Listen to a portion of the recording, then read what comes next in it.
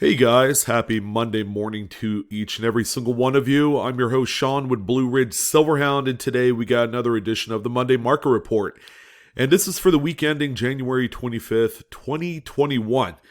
I'm happy to say that we have a different auction to talk about. Okay, usually we talk about great collections and all the great coins that have sold from there, but we have a really big ultra relevant show that happens and occurs every January. And because of the whole COVID-19 stuff, usually there's an actual show that everybody can attend. But this year, all of the action is online.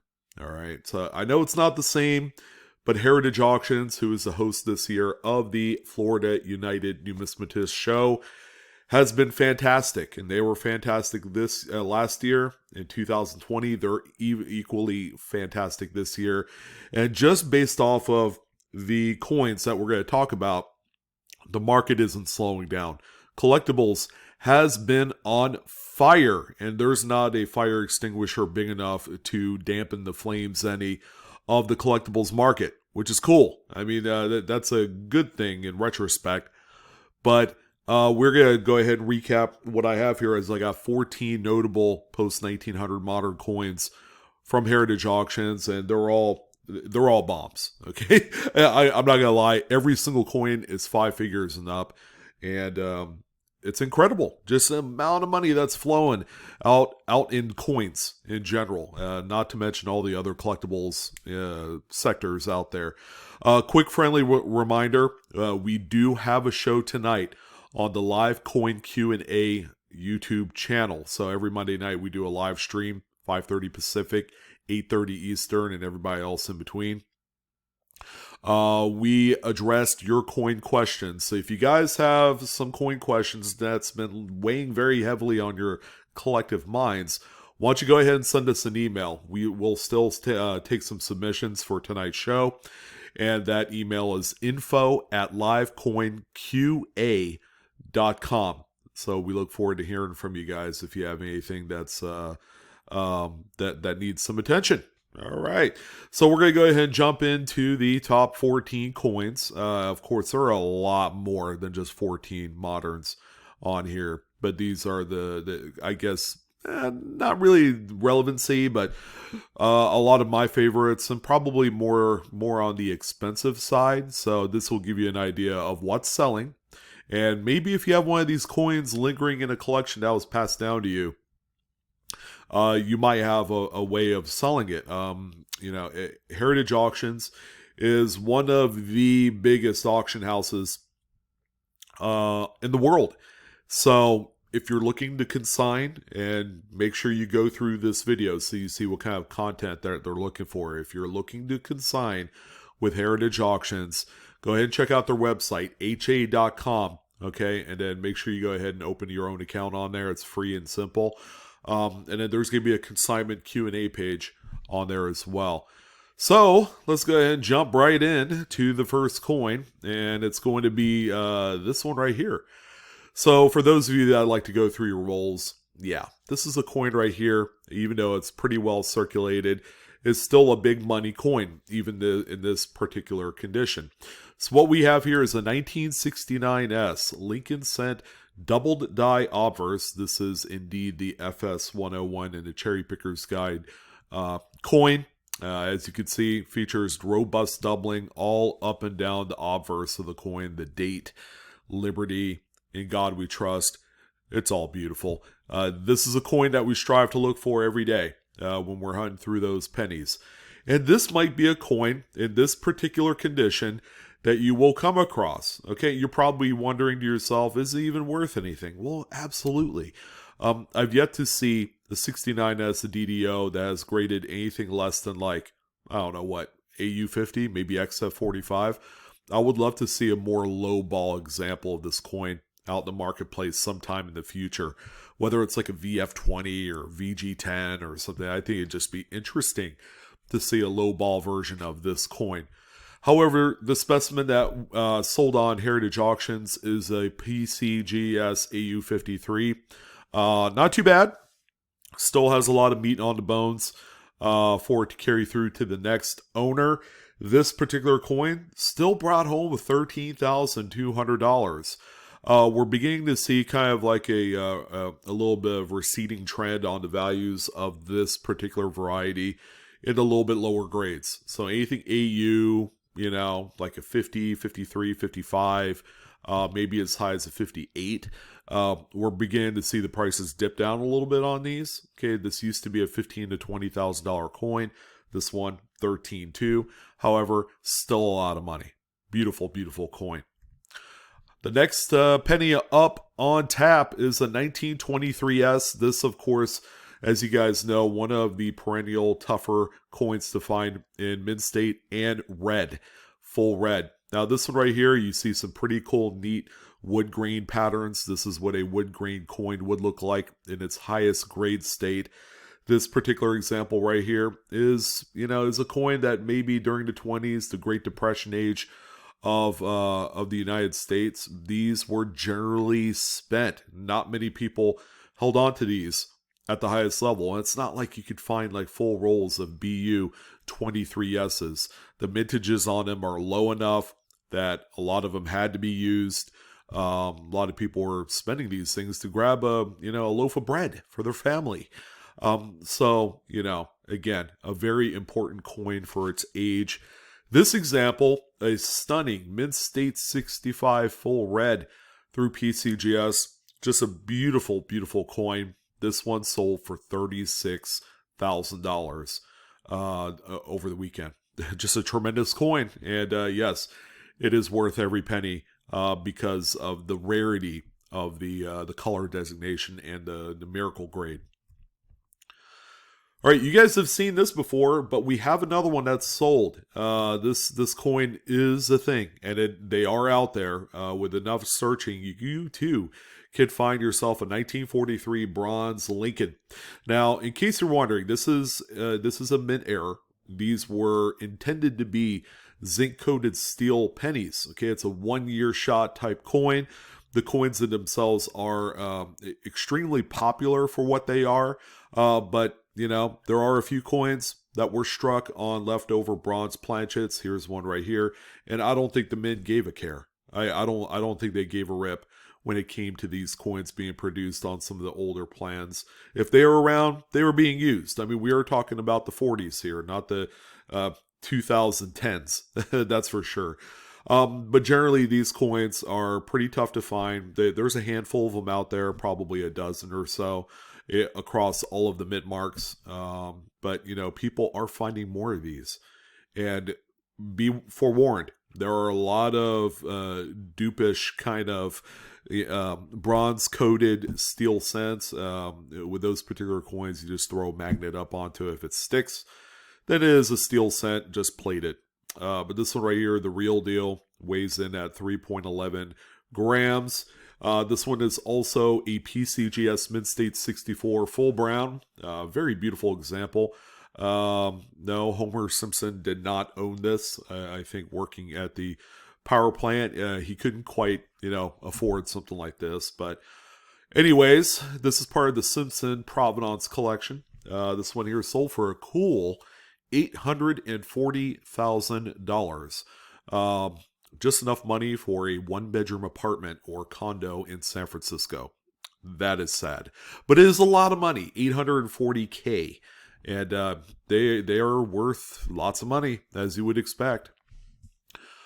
We have one Jefferson Nickel in the mix. It's a 53S. Now, this is one of the tougher dates. Usually the strikes on a 53S are not quite this sharp that you see on this example. However, this one right here features really strong strike, as you would expect. Just take a look at the steps on Monticello. The coin in general, very well lustrous, which is kind of tough on a 53S. You just don't see them quite this nice and clean. This example here is a 66 full stepper by PCGS, and I'm happy to say that this one sold for $13,200. That is kind of the going rate for these type of coins. Anything from like 52, 53, all the way up to the 60s. There's a lot of keys for full steps and just overall strike designation.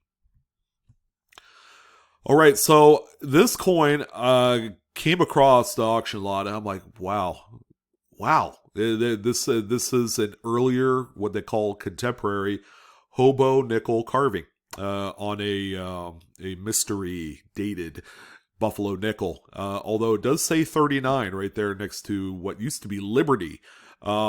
And this particular coin is tremendous. Those of you who don't know, there are a few contemporary artists during its day that are so highly regarded. And a lot of people actually don't know a whole lot about some of these artists. So a coin like this can be sold at a coin show for like $50. I mean, the contemporary designed Hobo nickels of its day are well collected, so finding a lot of them that are like $50, $100, $200 is not the stretch of the imagination. However, this artist here, who goes by the name Bert Weigand, and that's why he did the whole, he took the word Bert out of Liberty, okay, scratched off a few letters, and that's kind of his calling card on these. I think I've seen one other Weigand designed coin. That was probably 15 years ago. It's been a while. But again, I could see this coin kind of falling through the cracks. Someone picking it up for $100 and they don't know what they have. And then come to find out, boom, they have an ultra rarity. This is like the Picasso of Hobo nickel carvings. Now, on this one, he did carve in the date. Okay, so 1939 is what Heritage Auctions believes this coin was carved in. All right, so I don't know. It might be the case, but anyways, this is a coin right here that has a lot of has quite a following. Not just a coin, but Hobo nickels in general. So what did this one sell for? $31,200. $31,200. Which probably at one point in the past was purchased for $100. Ain't that a rip? But yeah, this is a coin. I think I'm more speechless than anything else that a Hobo nickel carving has reached these ungodly territories. But it also shows us one thing, that there are new niche kind of like sectors of collectibles that we are just now beginning to untap. All right, this is kind of like early Renaissance art right here, and it shows with the dollar figure that it's sold for. Just a tremendous coin. Now, this is what a real Buffalo nickel looks like. However, this is a 26S. This is one of the keys of the date of the series, rather, and this one right here is a beautiful example. I had talked about one of these that sold on Great Collections, I believe, last week. So here's a second example. This one is a nice high-graded piece. NGC Mid-State 65 is what this one is. Nice, beautiful, high-end example of this coin. Again, we're talking Great Depression age. A lot of these coins were used and abused. And I'm sad to say that even in 26, this S-minted coin was a relatively lower mintage piece, considering some of the higher mintages in the 30s or even late 20s. But this one right here, ladies and gentlemen, sold for $43,200. Okay, and again, that's a price that's worth it all day long. And I forgot to add, a lot of these coins are investor quality. All right, people are picking these up to invest in. And a few of them, maybe the 53S nickel that we saw earlier, is more better suited for a registry set. But all in all, a lot of the coins on the list are certainly some of those investor portfolio type coins.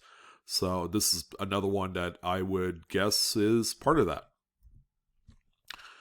All right, we got dimes, this time with a Mercury dime. This is a 1918D. And this one is just an overall beautiful example. It's really nice, well struck, especially on the reverse, compared to the obverse, which has some die deterioration. But we're not going to go there for this one. This is one of the tougher dates to find with full bands. So this particular case, we have a Mid-State 65 full bandage coin. So you got some sharp strike on the reverse. You can see the split on the middle set of bands and all the other ones thereafter. This one right here is sold for $15,600. Again, this I would say that this one is a investor quality type of piece. And so is this one. The key of the series, 1916D. This one features some pretty nice original, kind of like russet brown toning on there. Again, another full bands coin. And, if you were going to invest a dump load of money, this would be a great coin to invest in because they're seldom seen in some of the highest grades. In this particular case, this one is also a 65 full bands type coin. And this is a coin that over time is just going to appreciate in value. I mean, if you bought this today, which by the way is sold for $38,400, and you held on to it for 10 years, yeah, this is probably a $50,000 coin, if not more. Again, we're going to see a lot more investor money, a lot more Bitcoin and cryptocurrency money, and a lot of, I guess, online money is what I like to call it. People are making money off of e-commerce and the retail trade on there. You're going to see a lot more of that type of money getting into some of the collectible stuff like coins and sports cards and everything like that. So some folks, some of you will probably see this as being like an extravagance in terms of its dollar value. But again, I feel like that these are well underpriced, because the money is just going to continue to get bigger as we go through the paces of life. All right, so 10 years. I don't know if I'll still be around in 10 years, but I welcome to see the market movements on some of the key dates. And here's another one. I mean, this is one of those closet level type of coins that not a lot of people know would be worth investing in. This is a 1927S Standing Liberty Quarter. It's a little bit tougher date. I mean, it's no 23S, or a 16 or anything like that. But this is a coin, ladies and gentlemen, that is generally not seen well struck. Now, this coin also has oozing just loads of various originality with the coloration and the toning that is involved on here. But this one right here is graded as a PCGS Mid-State 64 full head. So it's got a fully defined head of Liberty. Another Simpson piece right here. This one sold for a cool $75,000.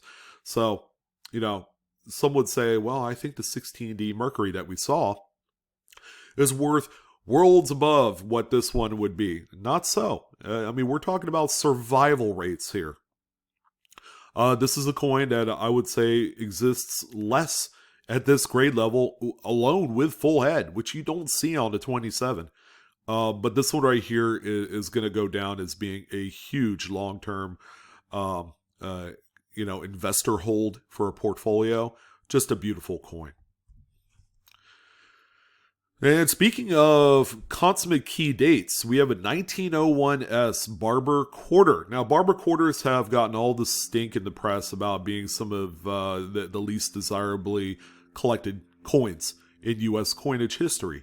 And, I'm not going to say I agree. I think they have a charm and a beauty all their own. I actually like the coins when they are a little bit circulated, but they still have a ton of detail. Like, I mean, look at this. Liberty is right up here. It's at a point on the coin where it wears down pretty quickly. It's high enough on the relief that it's going to be subjected to a lot of wear over, just a little bit of time. But this coin right here, this is one of the keys of the modern era. Now it is, turn of the century style of coin. This one right here is just a beaut. It's a PCGS Mid-State 66 coin, which is just ungodly. And because of that, it sold for $96,000. It's one of the top echelon coins on the list. I mean, aside from the bronze 1943D. But this one is just a tremendous coin. Now here's one that gets talked about on occasion, but it never gets dwelled on enough. Okay, it's a 1959 Franklin half dollar. However, this one's a proof. Like I said before, and I'm usually good, on this comment about once or twice a month. This came from a proof set that can be readily had for under $30. I don't need to repeat myself. This is a coin that can be cherry picked out of a set of proof coins for under $30. This one right here is just a beautiful, this thing is stunning. NGC Proof 68 Ultra Cameo. So you got the beautiful frosting, very nice deep black mirrory fields. And this is the only coin on the list, might I add, that is CAC green bean, which is interesting. I'm going to get into a little bit at the end of the video on a theory on some of these coins that sold here during the fund sale. But this one right here sold for $19,200. If you could find it with the beautiful cameo frost and the black mirrored fields, you have a huge coin. So that's any coin during the 50s. And from 56 to 59, those are affordable proof sets. If you have kind of like an untapped cache of some of these proof sets that you could search through, I would love to hear of a great story or a great win as a result.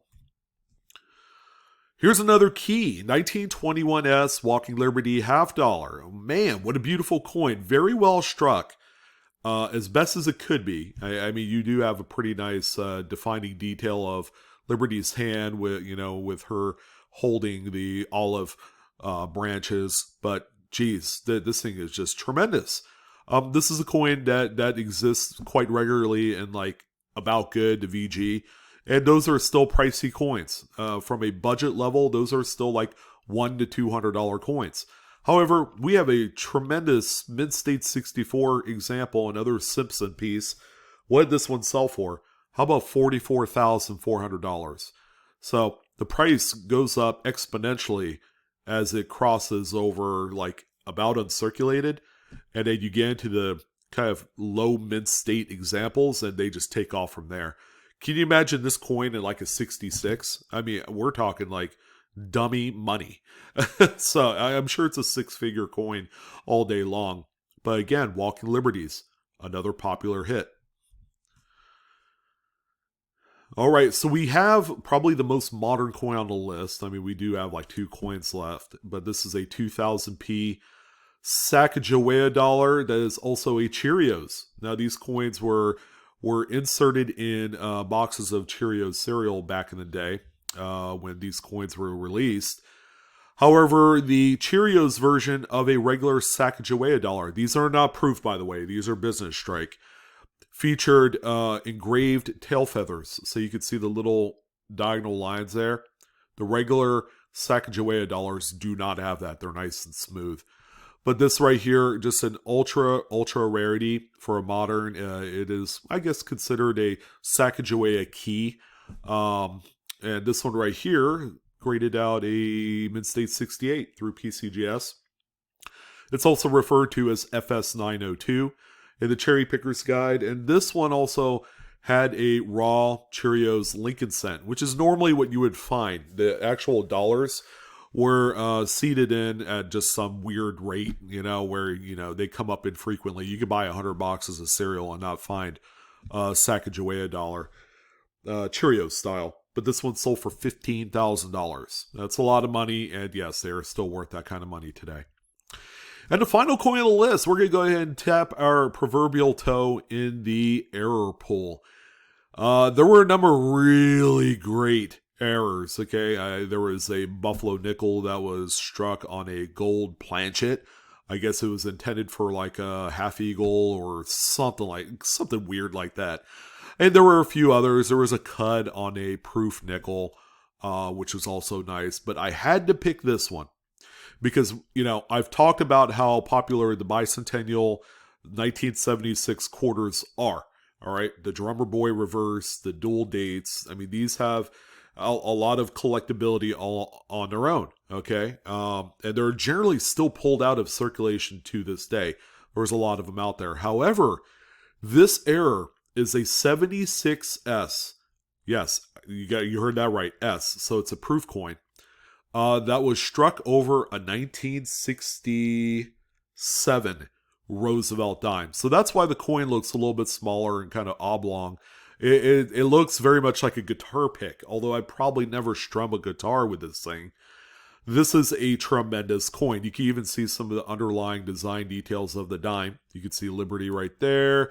You can see a partial date here, along with some other stuff. I mean, this coin is just amazing. I just imagine come across this coin in a proof set.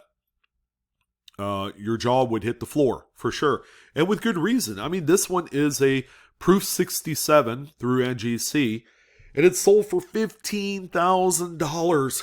Oh my God, can you imagine going through a $10 proof set and finding this and then turn it around, and it's like, for a lot of people, $15K is life-changing money. You know, it gets you caught up on your mortgage or your rent. You know, you pay off some credit cards, pay off your car, you know, whatever. It's a lot of money. And I tell you guys, proof sets are an untapped resource for tremendous errors. Here's one right here. All right, so I had made mention that 90% of the coins on the list, like 92% of the coins, have no CAC green bean. I have a feeling that a few of these coins are going to end up at CAC and then flipped for a quick profit. Now, someone had asked me a while ago, probably about right around the holidays, what's the benefit of a CAC? Well, a CAC corporation is a company that simply just audits a third-party grader's graded assessment on a coin. So they'll look at this 76 quarter, for example, and say, you know what? Yes, it is every bit the proof 67. So they're going to go ahead and put a little green CAC sticker. Now, there's also a gold CAC sticker.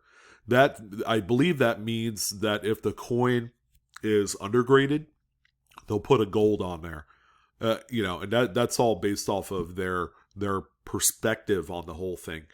But generally, a green CAC sticker will add anywhere from about 10 to 20% of value to the coin.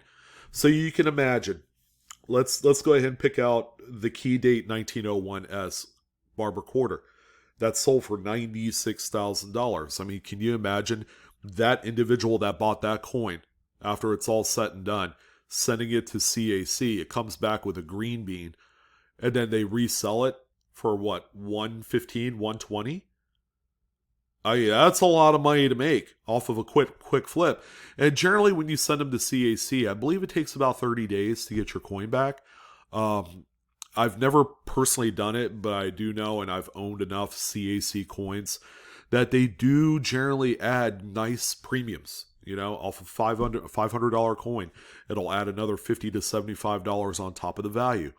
And it's just amazing. And people love their CAC certified coins. So I would imagine a number of these are going to end up at CAC and then flipped for a nice quick profit. I could see that. And that's something that a lot of people like to do. They like to go on these big high profile auctions and do those type of things. And then just they make money, you know, left and right. But as you would imagine, a lot of the coins that you want to do that to are the expensive heavy hitters, coins that are 5 figures and up, and it really takes just a huge amount of money to make it happen. But, you know, a lot of people do that, and they are wildly successful at it.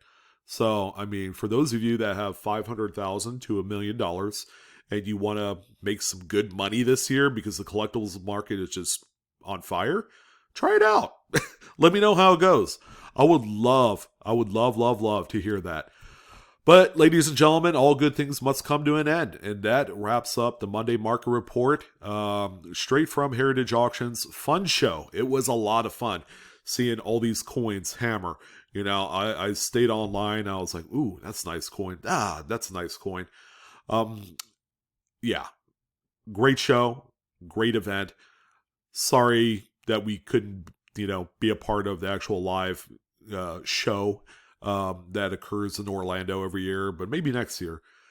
But that's going to go ahead and do it. Don't forget to like, share, subscribe, hit that good old bell for instant notifications. I'm your host, Sean, with BlueRidgeSilverhound. It was a real pleasure. You guys take care. Don't work so hard on your Monday. And Coinaholics, we are discovering together every single day. I shall see you on the next coin video. You guys take care now.